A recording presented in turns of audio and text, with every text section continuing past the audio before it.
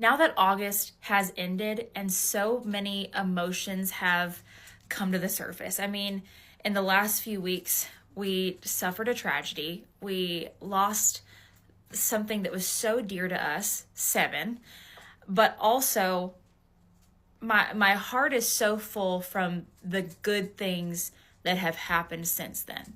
I hope you can understand the conflict of like, there's grief, but then there's also like a thankfulness for what has come from that spurred the grief. I don't know how to explain that, but when Seven passed away, we had already had the Seven scholarship in play. So we had already been donating towards the Seven scholarship. I had already donated the initial first year of scholarships, which is for 7 students. It's $7,000 a piece for third year equine students that are attending the University of Tennessee, Knoxville Veterinary College. Now, there has never been a demand higher for veterinarians, especially equine veterinarians, than there is now. Their numbers are dwindling. And so we need to support those that keep our horses healthy, that are there to be there for our animals that we love so much. And so while that scholarship had already been started, what we then did was we started the endowment. The endowment is so that hopefully this scholarship can live forever. So initially we had the donations set up to where if someone wanted to donate in Seven's name, it went towards the Seven Scholarship Endowment.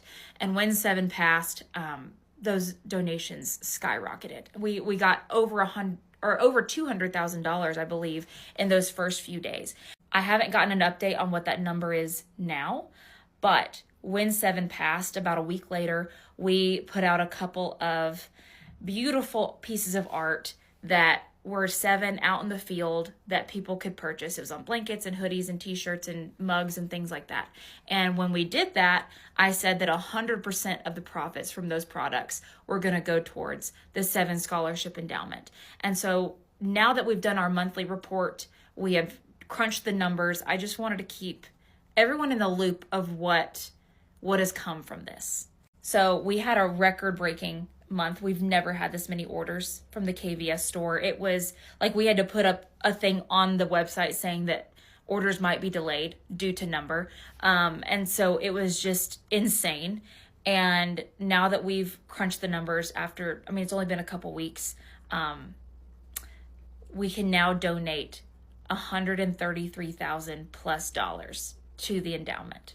So that's incredible. And a lot of people have asked how long the Seven products will be there because, for their own timing and for their own ordering, we are going to keep the Seven products through the University of Tennessee, Knoxville's big Orange Give event, which is in November. Now, the reason we're doing that is because we are going to hold our donation until the big Orange Give event, because then the University of Tennessee will match those donations.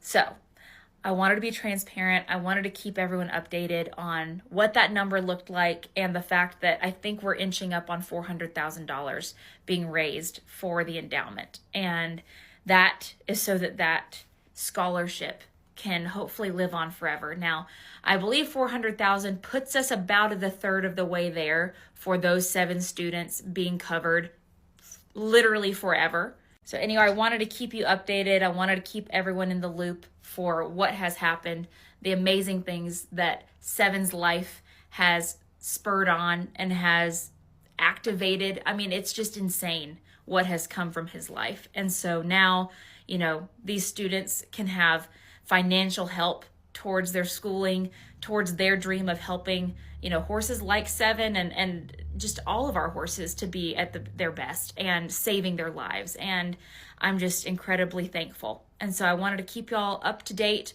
on what was going on. This next month, I will do another video telling y'all what comes from September. Hopefully we can, raise more. I will always have the link to donate in my link tree if you want to just straight donate, but I also will keep the 7 products on my store as well, so that the 100% of the profit from those 2 new designs will go towards the endowment.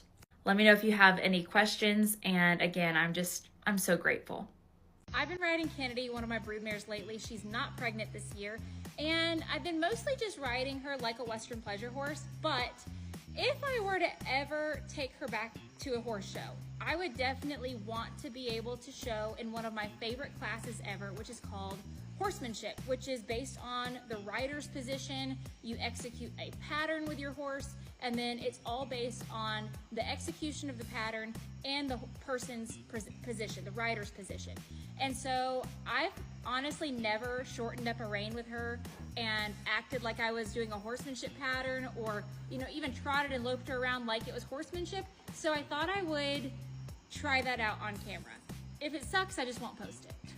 JK, in my opinion, it does suck, but I wanted to show it as like a before and after because I plan on working on this. So horsemanship, they're going to use the gaits of walk, jog, extended trot, lope, extended lope. There's going to be lead changes, spins, backing, sometimes side passing. There's all kinds of things, right?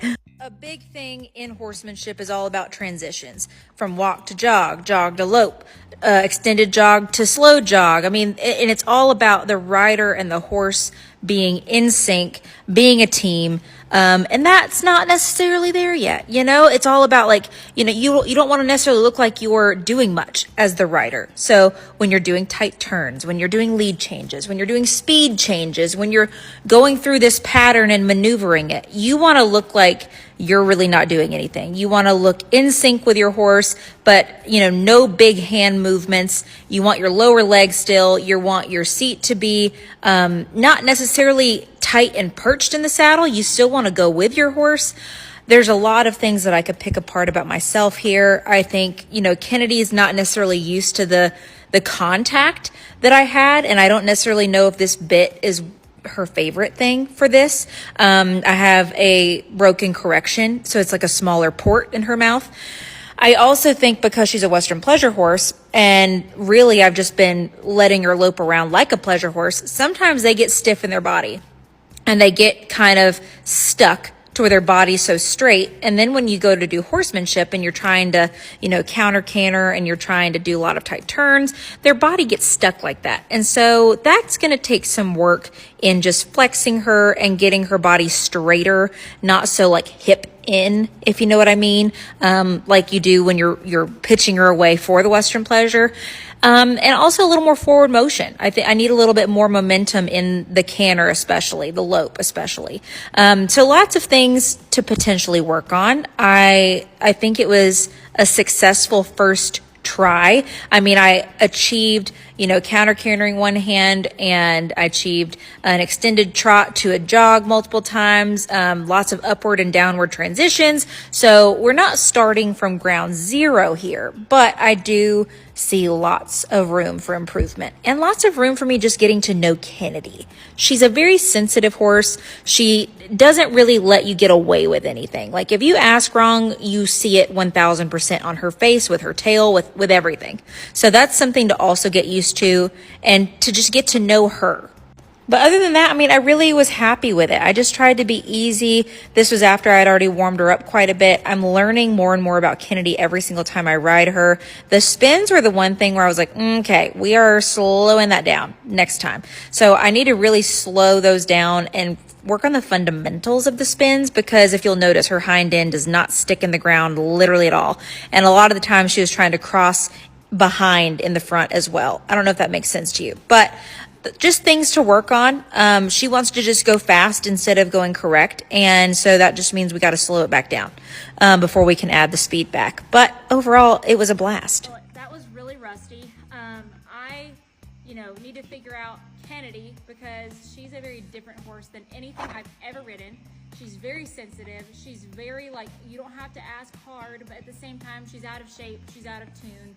And I'm not a pro. I'm an amateur. So yeah, we'll keep working on little things like that and kind of slowing things down, like slowing those spins down and working on transitions. But that might be a fun little project.